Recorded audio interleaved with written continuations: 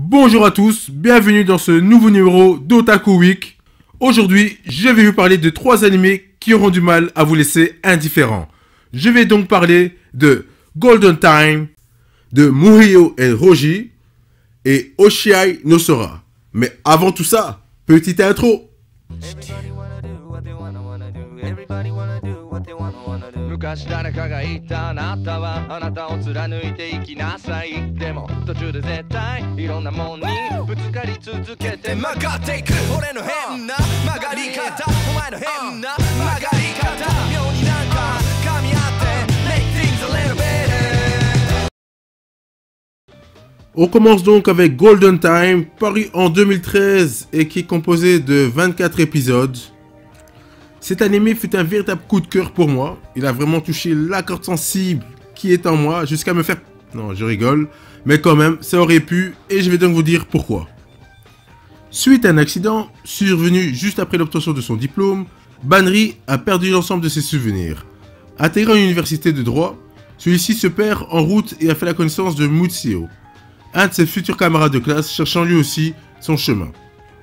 Se liant rapidement d'amitié, Mutsio avoue avoir choisi cette université afin de fuir son ami d'enfance qui le poursuit en permanence et qui se proclame être sa future femme. À peine a-t-il le temps d'énoncer ses motivations que la jeune fille en question nommée Coco apparaît devant eux. Et elle lui annonce qu'où qu'il soit, elle restera près de lui. Se retrouvant au milieu de ce drôle de couple, Banri sympathisera rapidement avec Coco et aura du mal à voir Mutsio la délaisser totalement. Alors qu'il essaiera d'aider Coco à être plus sociable, son propre passé reviendra doucement en surface lorsqu'il fera la rencontre de Linda, qui est censée être plus qu'une simple inconnue pour lui. Vous l'aurez compris, Banri aura la dure tâche de confronter son passé tout en essayant d'aller de l'avant. Oubliez les animés d'amour habituels, malgré le fait qu'ils semblent être partis dans un schéma classique, on est loin de là, ce qui fait que l'on passe un agréable moment entre tristesse, rire et joie. On est vraiment tenu en haleine jusqu'au bout dans ce triangle amoureux ou pas, qui fait que les épisodes se défilent rapidement. Au niveau des personnages, on peut dire qu'ils sont assez nombreux, mais l'histoire tourne principalement autour de Banri, Coco et Linda. Je vais surtout mettre en avant Banri, qui est le héros de l'histoire. On vit à travers lui un challenge que l'on souhaiterait à personne, entre retrouver la mémoire d'un ancien moi qui n'est pas moi, et avancer sans le moindre souvenir. Petite question pour les commentaires. Que feriez-vous entre aimer quelqu'un que notre ancien nous a aimé et aimer quelqu'un que le nouveau nous aime, bien que la base des sentiments semble moins forte? N'hésitez pas à donner votre avis. Au niveau du chara-design, de ce côté-là, je peux dire qu'il y a 0 fausse note. On arrive à bien distinguer les personnages et petit plus pour les costumes et décors. Concernant la bande-son, j'ai pu écouter avec joie l'opening et le ending. Concernant le reste, tout colle bien au scénario afin de nous faire ressentir les moments chaleureux et douloureux. Conclusion. À travers cet animé, j'ai pu passer de la joie à la tristesse et vice versa, tout en pouvant remettre certaines choses en question.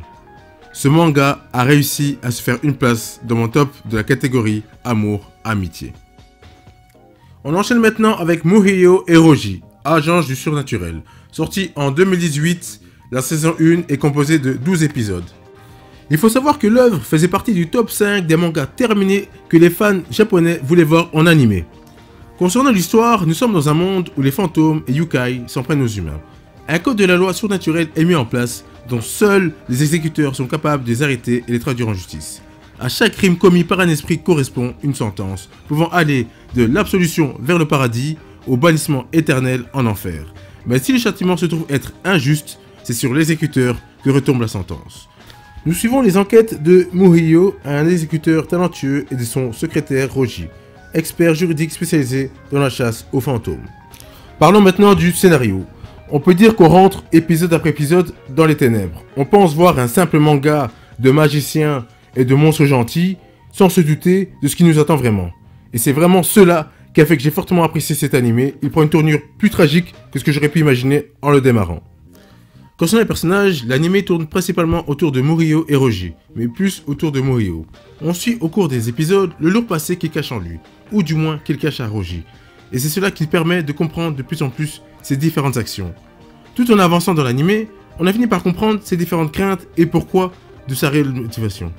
Au niveau de la bande son, je préfère plutôt l'ending que l'opening, car l'ending est plus entraînante. Concernant l'ambiance générale, on peut dire que ça colle bien, notamment dans les moments de détresse.